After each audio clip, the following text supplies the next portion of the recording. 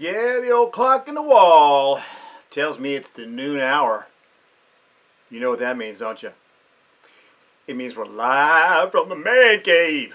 Greetings and salutations, one and all. Well, we made it to another Friday. By the way, the man cave here that I keep referring to.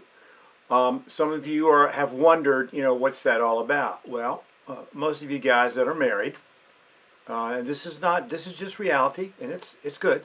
If you're not married, this is what you can expect, I think. Most of you guys are married. You have your spot typically in your house, and that's it. I have my man cave here, and it's basically, I'm here. It's basically an L, and this is one part of the L. If you go around that corner right there, is the other part where I have my window. That's always, it's always open when I'm here because that's where my desk is, and I gotta have my fresh air. So that's my man cave, and if you can see the stuff behind me, it's all guy stuff. There's no place for that in the rest of my house, so it's here. It's all the important stuff, my Parrot Head Highway, Jimmy Buffett stuff, and surfboards, and all that stuff. So this is the man cave, and I just love it here, and I'm very comfortable here. Hal Byers, my brother, good to see you yet again. Thanks for coming to see us on a Friday at noon. All right, so that's what the man cave is all about. It's one of the most valuable places on earth if you're a guy and you have a house. So young guys, when you get married and you start looking for that first house, keep your eye out for that spot that you can claim to be the man cave that your missus, your honey, won't worry about, won't care about because it's yours and she has everything else. So on this part of the man cave, I've built a little studio thing. I've got little sound things up here in around, and it's kind of cool. But that's why we come to you from this spot every day. So here we are yet again. What's the 1st of May? Anybody else pretty excited about that? I mean, I'm pretty excited about that, and let me tell you why. We're getting into my favorite part of the year. It kind of starts in April, but this April was kind of bad. May is one of my favorite times of year because, it's not really hot yet. It's warming up. Everything's blooming. The days are longer. June's one of my favorite months also. So I'm pretty excited about the possibilities. Of course, there are a lot of things right now still up in the air, especially in the state of Virginia. But I'm pretty pumped about the possibilities. There is talk about things opening up. We'll see where that goes. But I would like to think that this week's theme has been common sense. I'd like to think that we are smart enough, have enough common sense now with all the information we've gotten and that we keep getting. I think we're smart enough now to know how to go out and about without putting ourselves or other people at risk. I'd like to think that. I think we're smart enough to know that at this point. But nobody asked me. They probably didn't ask you either. So there you go. All right. Word of the day. Lickety-split. Now, I know that there are some of you in my sphere that are chuckling right now at the term lickety-split. And you're probably mulling over a number of your own little definitions that could be considered pretty humorous. And I get that. Get your minds back out of the gutter, people. And you may be wondering, Chef, where the hell did you come up with lickety-split? Well, in my house growing up, that was one of the words. And I'm going to tell you, and I'm going to keep throwing some of these terms and words that my parents used to use in our house that today just amazed me. One was lickety-split, and my mama used that a lot. And as you can imagine, what that meant was in a big hurry. Like, you need to clean your room lickety-split, like right this very freaking second. And we knew when Mom said lickety-split that that's exactly what she meant. Now, you're going, what the heck made you think of that this morning? Well, I'm gonna answer that with a question to you. Where do you do your best thinking? Where do you do your best thinking? Where are you? What are you doing when those brilliant ideas just come to you? or like remembering words like lickety split that my mom used to use way back in the day. Where are you? Do you have a place? Is there something or somewhere where those things just come to you, those nuggets of gold? Well, one of my places is, lying in bed in the morning when I first wake up. I have my little prayers that I'm still going to get those up on the website, you guys. So thank you for hanging in there with me. Those prayers that we have that I do in the morning before I even get out of bed. And then I just start thinking about stuff. It's quiet, there's no distractions, and stuff comes to me. I don't know why this morning it was lickety split. I guess I was thinking about something that had to be done, like preparing for live from the man cave. But lying in bed, whether it's at night, going to bed before I fall asleep, or in the morning after I've awakened, it's amazing how many things come to me that I wouldn't otherwise get during the day when things are going on. Do you have a place like that? I bet you do. Maybe you just never consciously thought of it. Another place where I have great ideas and thoughts? It's the shower. Okay. Yeah, the shower. Maybe that's too much information for some of you, but no. You get in the shower, and what else you going to do? Okay, unless you're a complete lunatic, you don't have your phone with you. So there's no other distractions, when you're in the shower. So unless you just go completely brain dead when you're in the shower, that's a great time to come up with stuff that you wouldn't normally come up with. Now, is that my brother at Bob Loudon coming in to live from the man cave? Welcome to the man cave, brother at. Anyway, that's where lickety split came from today. So here's what I've ended up doing. I don't do it all the time, but I should. I should have my phone on my bedstand right next to me, so when I think of things, I can put them in my phone, so I don't forget them. Because sometimes, man, they come like tsunamis. That's one after another, and by the time I get up and get downstairs to have a little breakfast, I've forgotten most of them because my mind's gotten distracted by other things. So, recommendation to you guys: we are all very creative people. We have lots to offer. There are times and places, you know where they are, I think, where great ideas, world-changing ideas come to you. Memories that mean something come to you. Have the capability, pad of paper and a pencil, your phone, something. Don't lose them. Write them down. Write them down. Lickety split. Boy, you can go a lot of ways with lickety split, can't you? All right, well, that's what that's all about. The theme this week was common sense. I just touched upon that. Let me tell you what's happened to me. And I'm a pretty reasonable guy, but some of you may disagree, but I am. At the beginning of this whole nonsense, what I recommended to you was to gather as much information as possible so that you wouldn't panic. I think that's pretty solid information, but as we've gotten further and further into what's going on here, the information's gotten more and more fuzzy, contradictory, and it's becoming less and less, in my opinion, less and less easy to know what's fact, what's fiction, and what's in between. So, I've just stopped watching all of it. You know what I do now? I watch the local news at 5:30. Jeff Lawson, Andy Fox, who's my neighbor, by the way. I watch those guys because you know what? I'm not sure I need to know anything else right at this point. There are maybe 2 national people that I will listen to. That's it. Because it's just gotten to be complete and utter insanity. And I go back to, I think we are all, as a population, pretty damn smart. And I think we know what we need to do to manage this moving forward. That's just me. So, who do you believe? I don't know. I wish I could tell you. It goes back to education, which was in the video blog this week. If you haven't seen that, go to chefjordan.com. Video Intentional Faith blog, tab, page. and check it out. It's all about education. And unfortunately, we may be smart. I'm not sure we're educated. All right.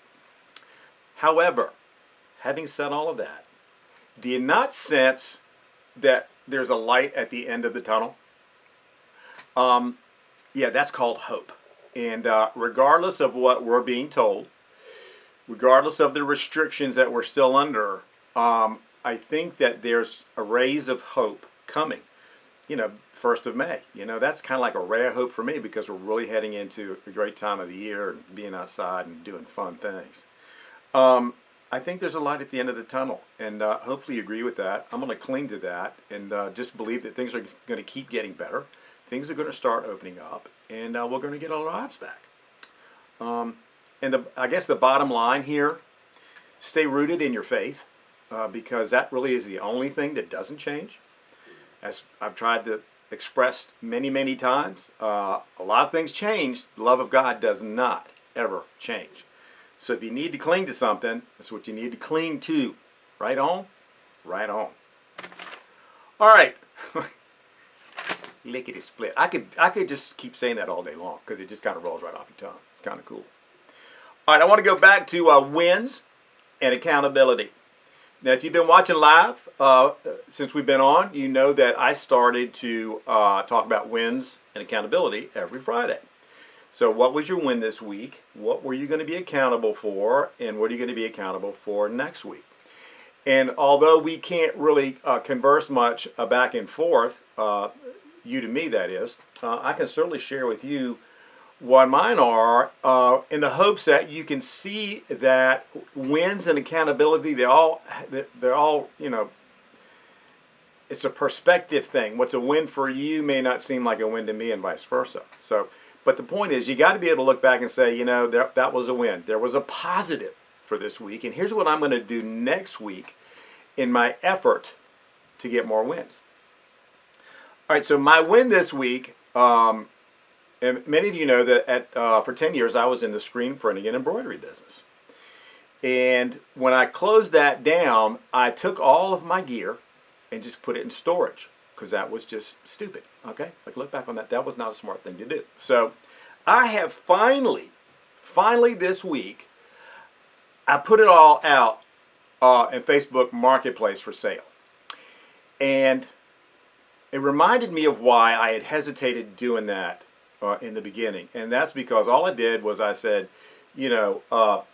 screen printing shop, everything's for sale. I just did that. And believe it or not, when you consider everything that's going on now and all the uncertainty, I had a ton of people hit me back up. And of course they wanted, how much. So I realized I needed to go back to the drawing board. I guess I wanted to see what kind of interest there was. Go back to the drawing board, and I had to go ahead and make an Excel spreadsheet of everything, and what I was going to ask for it. So that's probably why I never did it, because it's going to take a lot of work, but it has to be done. It's just collecting dust. So if you know anybody that wants some screen printing gear, some pretty good stuff, hit me up, let me know. But that was my win. I got off my butt, and I got her done. That was also my accountability for this week. Yeah, that was going to be the thing I did, and I finally did it. Stuck my toe in the water. I'm glad I did, but now I got all that work to do. But, it's okay. It's all good. All right. What can you expect from Intentional Faith next week, starting on Monday? Well, there will be a Monday morning moment, as always, and we're working on a new video blog, and I'm going to return to a topic that I had just started to share with you guys before this insanity hit and we changed tracks. So I'm going to, now that we're kind of like on the other side, or pretty much on the other side of all that, and everybody's tired of it anyway, I'm going to go back to a new topic starting on Monday. It really is about tools of faith. And what we're about here at Intentional Faith is we want to be a guide for you on your faith journey. Not that we are total experts, but we've been there and made a lot of mistakes. And we just want to help you, want to be your mentor kind of thing. And so I've talked about these tools of faith, and these are things that you can use to help you on your faith journey, no matter what point you're at on that faith journey. So we're going to talk about that next week and hopefully give you some thoughts and inspiration to take advantage of some of these tools. Now, of course, one of those is the purpose-driven life. And today is day 19. Can you believe it? It's been 19 days of the 40 days to transform your faith journey. If you're not familiar with that, we did this today, Easter Monday. Start reading the Purpose-Driven Life by Rick Warren, one chapter a day for 40 days. In 40 days, we're at the day of Pentecost. We're going to talk about what that means when we get closer to that at the end of this month. It's pretty huge. That's another one of those things, if you don't know what I'm talking about, guess what? I didn't know at one point in my faith journey either. And when I learned more about what Pentecost is and what it's about, man, it's just like, wow, wish I'd known that. Wish I'd heard of it, didn't know what it was. Wish I'd known about it because it helps put everything into perspective. So if you're joining me on the 40 days to transform your faith journey, here's what we had this week, just to give you a little taste if you're not doing this. Chapter 15 was you were formed for God's family. Community is important in the Christian world, very important. Chapter 16, what matters most? What do you think matters most? Love. Yeah, that's what matters most. Chapter 17, a place to belong. This goes back to the community thing. We were born and meant to belong. And right now, we're all not feeling much of that as we're sequestered like this. But if it bothers you, there's a reason. It's because we're meant to belong. We're meant to congregate and be in a community. Chapter 18, experiencing life together. Life is meant to be shared. Yeah, see, we're not having much of this lately. That's why it's so nasty and bad. It just, I don't know, it doesn't feel good. Today, cultivating community.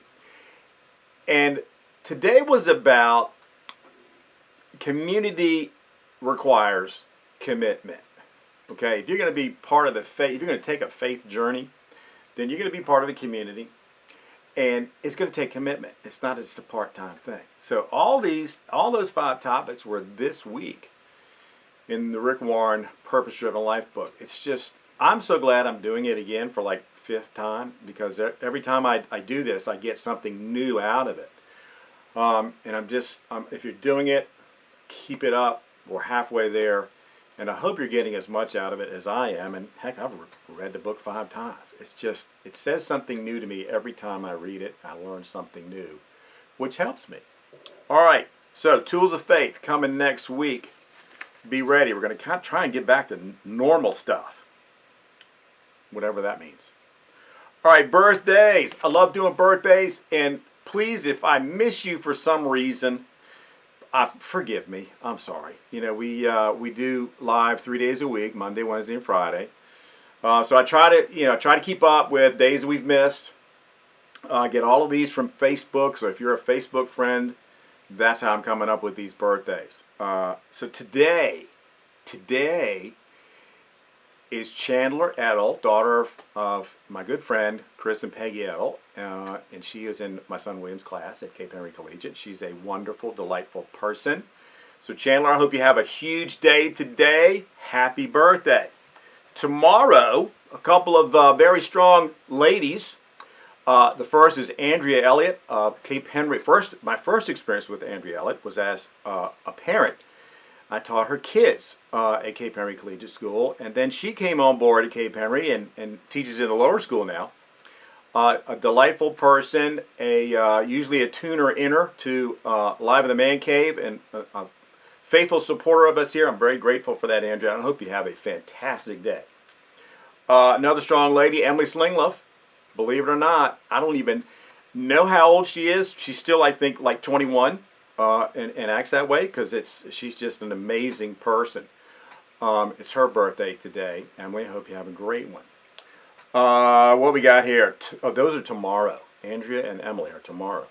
And then Sunday, my old friend Peyton Vaya.